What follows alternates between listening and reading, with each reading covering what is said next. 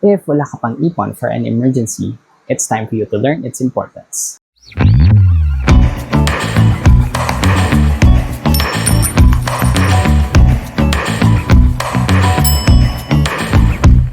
Hi friends, welcome back to my channel.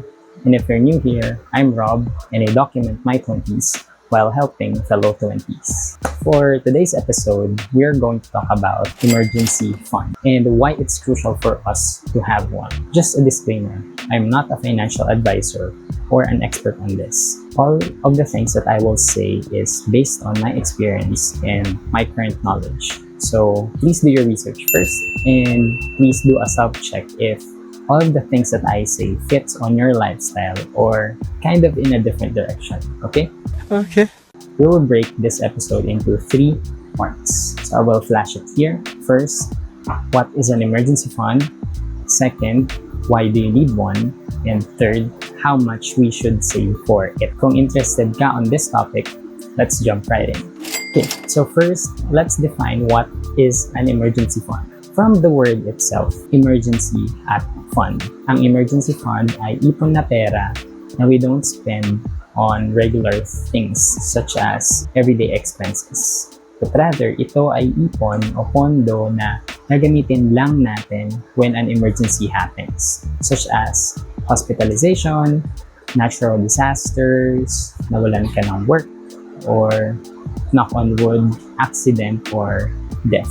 Think of it like a life test kapag nasa rides tayo or nasa tubig. Or think of it like a safety net sa ilalim mo, nasasalo sa'yo kapag mahulog ka sa maling tao. They ask you how you are, you just When defining our emergencies in life, kasi iba-iba naman tayo, we have to be very clear to ourselves ano yung emergency situations na magdi-disable sa atin temporarily or permanently versus the ones that are usually misidentified as quote-unquote emergencies. Kasi kapag hindi clear sa atin to in the first place, may tendency tayong i-treat everything as an emergency, katulad ng mga ito.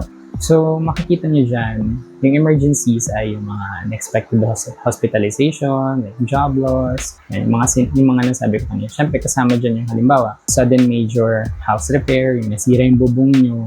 Siyempre, ano yun? Emergency yun. Pero, anong mga sample ng not emergencies ay yung discounted ticket price, whether it be a concert or travel ticket, like an iPhone upgrade, hindi yan emergency. Next, number 2. Why do we need an emergency fund? I would like to emphasize that no one sees the future. I remember a conversation with one of my classmates regarding savings. Sabi niya, yung family niya raw hindi naniniwala sa savings o sa pag-iipon kasi it's like anticipating daw na merong masamang mangyayari sa'yo in the future. And I was like, What? isn't that the purpose of it?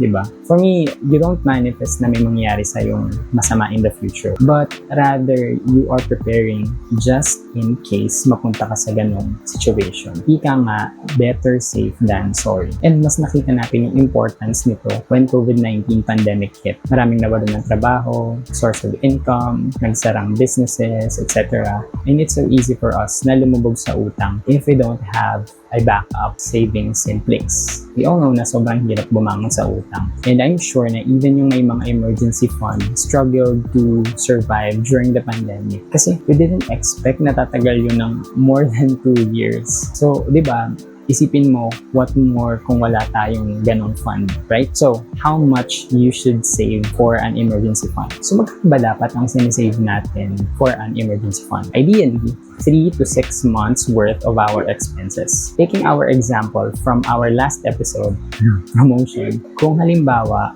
yung sahod mo is 15,000 per month, tapos ang essential expenses mo per month ay, let's say, 8,000, around 8,000. So, yun ay walang luho, walang cravings, walang gala.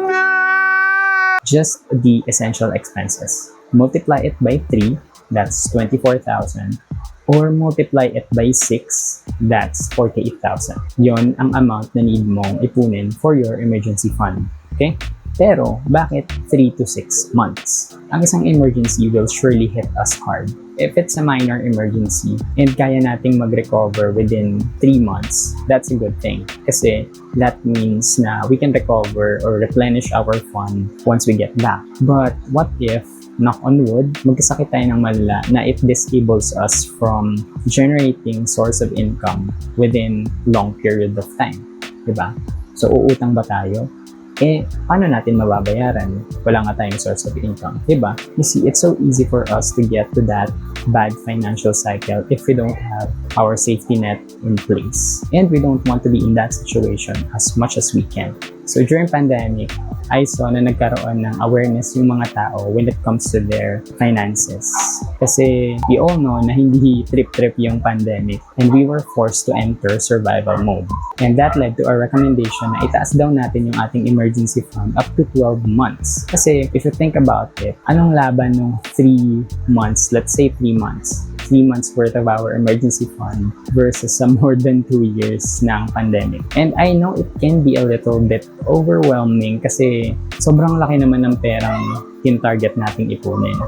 Even ako, for almost 2 years since I started building my own, hindi ko pa rin tapos yung 3 months worth target kong emergency fund. So what I personally do, I automatically set aside a percentage of my money tapos walang tanong-tanong. And then I will treat it like nakalimutan ko ng pera, wala na yun, para hindi ako matan. That's how I generally handle my emergency fund. So, to recap, ang emergency fund ay pera na intended lamang for emergencies. Number 2, no one sees the future. And hindi ka nagmamanifest na may mangyari sa'yong masama in the future. It's just that we are preparing just in case mapunta tayo sa ganong situation. And lastly, number 3, a good rule of thumb is to save for up to 3 to 6 to 12 months worth of essential expenses. If you found this video helpful, please give it a like and leave a comment if you have any questions or any experiences that you want to share regarding emergencies. And don't forget to subscribe for more personal finance tips. Let's help more young Filipino adults handle their finances para maiwasan natin yung financial disaster as we grow old. Alright, I'll see you on the next episode. Jane!